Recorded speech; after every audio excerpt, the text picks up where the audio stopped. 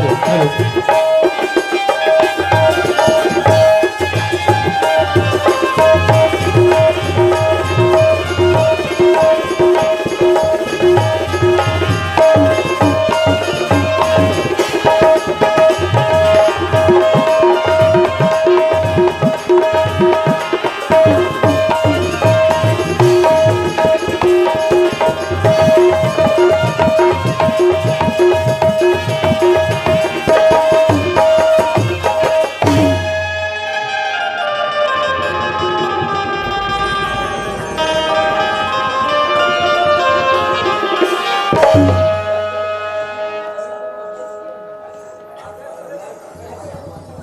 Hello. ऐ सुना था मास्टर। हाँ हाँ सुना भाई। मैं आती हूँ ना। हाँ। एक जन ड्रामा चेकलिस्ट का। चेकलिस्ट वो। हाँ। अच्छा। अब का कहते सुना था। काय कथे? चाय पीले का थेगा। चाय पीने का थे। हाँ। अच्छा। तब मैं क्या पीऊँगी? काय के? ऐ चाय तो मैं पीती नहीं पीती हूँ कॉफी। कॉफी? अरे चाय तो मैं पीती नहीं पीती हूँ कॉफी। और तुम्हारे जैसे लड़कों की ना मैं डेली कॉफी। ओहो। हाँ। तो हमारा भी कुछ कहना है अच्छा सुनाइए ना। कि पत्ती पत्ती गुलाब क्या होगी? अजी क्या होगी? पत्ती पत्ती गुलाब क्या होगी? अजी क्या होगी भला? हर कली सवाब क्या होगी? अच्छा। हमने लाखों हंसी देखे हैं, ओहो। हमारी नियत खराब क्या होगी? चल हटना।